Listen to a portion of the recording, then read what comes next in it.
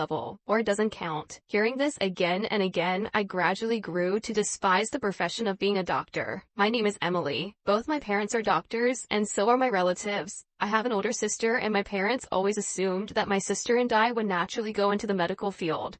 My sister Jessica has always been exceptional and has been the favorite of our parents. Everyone thought Jessica would become a doctor, and she became one without any setbacks. I think that's impressive. But Jessica always got whatever she wanted, and she was praised even for the smallest things. She was so indulged that I was envious. I was always being compared to Jessica, and I was always told that I wasn't good enough. Even though Jessica is 5 years older than me, the fact that I couldn't do what Jessica could do was treated like a failure on my part, when it should have been expected. Gradually, my parents stopped caring about me. When Jessica was stressed from studying, she would verbally abuse me, and sometimes she even raised her hand in anger at me. But I never told anyone, knowing that my parents wouldn't believe me.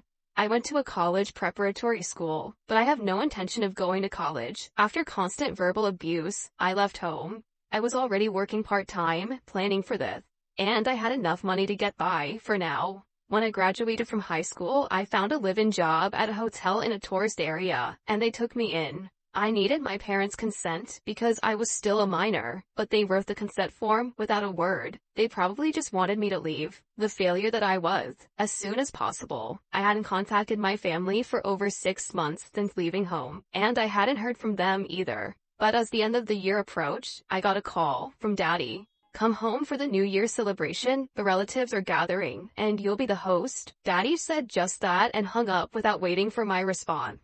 At home, it's a tradition for relatives to gather for a feast every New Year's. Since the relatives are all doctors, it's always been a painful experience for me, and of course, I always end up doing the odd jobs. I'm responsible for everything, from cleaning the day before to preparing food, drinks, baths, and futons for the relatives who stay over. Mom just gives me instructions, and Jessica of course ignores me altogether. I've wondered why it has to be me, but I felt guilty about not pursuing a medical career, and it was easier to go along with it. I thought I wouldn't be called because I left home, but Daddy contacted me, so I decided to go home for just one day. My hotel job was of course in its busy season. I couldn't take a long break. I planned to go home and leave quickly, using my job as an excuse. When I got home that day, Daddy yelled at me, "You're late. Everyone's coming soon. Why didn't you come back yesterday?" But I'm busy at work this time of year, so it was hard to take even a day off. Not making excuses. Hurry up and get ready. He wouldn't listen to me at all. Sighing, I entered the house where Mom was waiting. There was no feeling of relief coming back home. I just cleaned, cooked, and prepared drinks, as Mom told me to. As the relatives gathered and the party started, I was out of the loop as usual, but that was more comfortable for me. Complaints about the hospital or gossip about patients, it was nothing but bad-mouthing others. I even thought that becoming a doctor made everyone talk bad about someone. For me, it was not a fun space at all. But Jessica seemed to enjoy mingling, looking down on other doctors and patients, making fun of them. As I carried drinks, Christopher approached me. "So, Emily, being a doctor was impossible for you, huh?" he said with a smirk, and I felt disgusted. I wanted to say that I hadn't failed to become a doctor, I just didn't want to. I don't want to be someone who can't live without demeaning others like you. I swallowed the words that almost came out, because it would only drain my energy to say them. Night came and I fled from my family home. My parents complained about how the cleaning would be done, who would entertain tomorrow. But I didn't care. I have to work early tomorrow. Without even bringing a change of clothes, I just said that and quickly boarded the bus home. That was the only contact from my family for a year. When it came, I thought, not again. Every year, I took a day off, went home, and immediately returned. It wasn't that I didn't find it bothersome, but it was only one day a year. I lived at home until I graduated from high school, and they even paid for my college preparatory school, despite not going to college. So I figured it wouldn't hurt to show my face at home that much. 7 years have passed since then, and I'm now 25. I still visit home once a year, unchanged. It's that time of year again. I should be hearing from Daddy soon. Just as I started thinking that, the phone rang. I assumed it was Daddy, but when I looked at the screen, an unexpected name was displayed. I pressed the call button. "Jessica?" I hardly ever get a call from Jessica. I picked up the phone fearfully, thinking something might have happened to my parent. But contrary to my fears, Jessica was in high spirit. "Hey, you know the young CEO at your workplace? He's been on TV a lot lately, hasn't he?" she said with an excited voice. This attitude from Jessica was a first. I was confused and a bit scared. He has opened a few new hotels, so he has had more opportunities to be on TV. As I said that, Jessica happily replied, "Introduce me to him. I fell in love with him when I saw him on TV the other day. Plus, he's a young master, right? I think he'd suit me." I was at a loss for words. To think she'd contact me for something like this. What does she mean by suit me? Gentle Alexander and Jessica, who likes to look down on others, would never match. While I was lost for words, Jessica continued the conversation. "Oh, I see. You, a lowly worker, wouldn't have a chance to be close to the CEO. Maybe you've never even met him. Even if you have, a plain woman like you wouldn't stay in his memory." Even though I didn't respond, Jessica kept talking, satisfying herself. I tried to interrupt, but Jessica's momentum was unstoppable.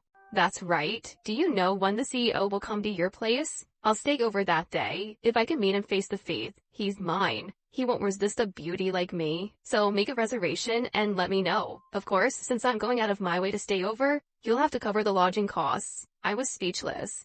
"But Jessica, aren't you having arranged meetings for marriage? In our family, it's customary to be married by 30, and many go through arranged meetings." I thought Jessica had done that already. But what does this mean? Arranged meetings. There's no one decent? The other day it was a 35-year-old guy. Introduced me to someone who matches me. I was disheartened by hearing that. So Jessica looks down on even her arranged meeting partners. That doesn't mean I have to introduce her to Alexander. I told her it was impossible, and hung up the phone. A month later, on New Year's Day, I went back home for just one day. I planned to entertain my relatives as usual, and then leave quickly. But this year, my relatives were unusually intrusive. "You work at a hotel, don't you, Emily? I can't believe you can keep up such a low-end job," Christopher said, followed by Mom saying, "Indeed, we're impressed you can do a job that's not as essential as ours." Even Daddy chimed in, "I'm glad you left the house early. Now I don't have to hear from the neighbors about what you're doing. I'm sorry I'm such an embarrassment." I knew they felt that way, but hearing it all at once was indeed sad.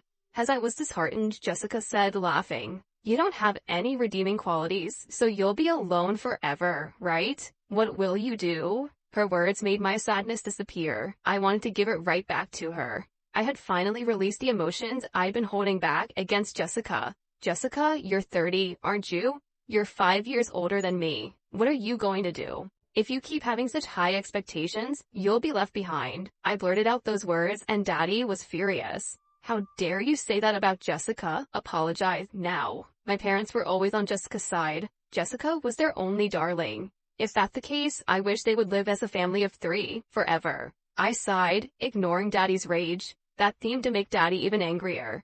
"What's with that attitude? Who do you think raised you this far?" Mom was nodding beside Daddy. The relatives were the same. It was the consensus of all the relatives. I felt completely fed up with that thought. But before I could open my mouth, Daddy yelled, "You, a failure like you, are ashamed of our family. Get out, now." The expression on his face was clearly mocking me. I took a deep breath and opened my mouth. "I won't be coming here anymore after this year." I said that, picked up my belongings, and headed for the entrance. "Thank you for everything up to now." Then I heard the sound of a car outside. When I opened the door with my shoes on, a luxury car was parked there. My parents and Jessica had noticed the car's sound and came out. A man was getting out of the driver's seat. Jessica was the first to recognize the person. "You, President?" It was Alexander, the president of my company, the person Jessica had asked me to introduce before. Alexander bowed and began to walk toward the entrance. Jessica said excitedly, "Emily, could it be that you?" It seemed like she wanted to say, "Are you going to introduce him?" I laughed. "Sorry to keep you waiting, I was just leaving," I said to Alexander, and he also smiled. "But it was about time, so I came to pick you up." Our conversation left my parents and Jessica in a state of shock. Behind them, I could see the faces of the relatives who had come out to see what was happening. Daddy was staring at Alexander, dumbfounded. Alexander walked up to Daddy. I apologized for my late greeting. Following that, I leaned close to Alexander and said, "He's my fiancé. We're getting married next month." "Ah?" Was that Jessica's voice, my parents' voice, or both? I said with a laugh. "But I have no intention of inviting you to the wedding. I have no lingering attachment to this house, so I don't think I'll be coming back." It seems this wasn't the place for me to return to, after all. After Alexander proposed to me, he said he wanted to greet my parents. So I explained my situation up until now. Everyone noticed the problem of my family due to my reluctance to go home, and they understood once they heard about the bad reputation of the hospital. Jessica had spoken about it too, so Alexander decided to come and pick me up. Ignoring my stunned family, I continued. Speaking of which, there's a new hotel opening near Daddy's hospital. I'm involved in the project, and when I was doing the local research, I found out that Daddy's place has been involved in multiple medical malpractice and scandals. Is that right? Daddy's face changed color at this. You're not involved in this, are you, Daddy? The local people were so shocked by the bad reputation. Jessica works there too. Are you sure it's okay? According to the locals, the reputation of Daddy and Jessica is the worst. I was shocked to hear from the locals. Like father, like daughter. Referring to Daddy and Jessica. At that time, I also heard that Daddy and Jessica were causing scandals, and I felt somewhat responsible for it. That's why I'm excited to make the hotel business a success and please the locals. In contrast, Daddy and Jessica looked pale. Since I had told my fiancé Alexander everything, he simply opened the passenger door without any unnecessary interruption. I met Alexander right after leaving home. Under the previous president's policy, Alexander, the next president, was working in the field, and we became close friends. I heard later that he fell in love with me at first sight. Unlike before, where I was constantly denied, the more I worked hard, the more I was appreciated. I worked hard because I enjoyed it. He seemed to like that attitude too. Alexander took over as president after the previous one fell ill and proposed to me about 6 months ago. His words asking for my support resonated with me. Since accepting the proposal, I've been learning various things, focusing on business studies. I realized that I don't hate studying, but rather enjoy gaining various knowledge. What I hated was studying only to become a doctor. When I find something fun, I tend to look into it, and the more knowledge I gain, the more I want to do. As I was about to get into the car, Daddy yelled, "Hey, Emily, what's going on?" But I smiled and said, "I'm no longer a daughter of this house. Goodbye." Leaving my confused family behind, the car quietly drove off. Later, the new hotel opened successfully, and I was busy working on site from the first day when it was fully booked. Then my parents and Jessica came. Daddy, who spotted me, called out, "We came to see what kind of work you're doing and to stay over. Prepare the room quickly." I wanted to ask what nerve he had, but I was too busy managing the site. Seeing this, Alexander rushed over to send my family away, but they stubbornly caused a commotion in the lobby. Since I wasn't getting anywhere, I had the security guard step in. Then a woman named Olivia, who came into the lobby afterward, exclaimed, "Oh, it's you, the teacher." I later heard that she's a nurse at Daddy's hospital, and she doesn't think highly of Daddy and Jessica due to their arrogant attitudes. Seeing Daddy being escorted by the security guard, she seemingly found it amusing and shared it as a funny story at work. Olivia, it turned out, is a neighbor and friend to the front desk staff, and one of them told me about it. Naturally, the rumors spread throughout the hospital, causing Daddy and Jessica some embarrassment. As for Mom, she used to work at the same hospital but has since retired. However, her retirement was in name only, as the truth was she was forced to quit due to a scandal. I accidentally heard Olivia slip this information. I had another job to attend to and was at a different hotel when my parents and Jessica came to the hotel again. Frustrated at their audacity, I had no hesitation in calling the police, and they were taken away for obstruction of business. Because of Daddy and Jessica's past behavior, the rumor quickly spread in the hospital. The hospital, already struggling financially, was apparently forced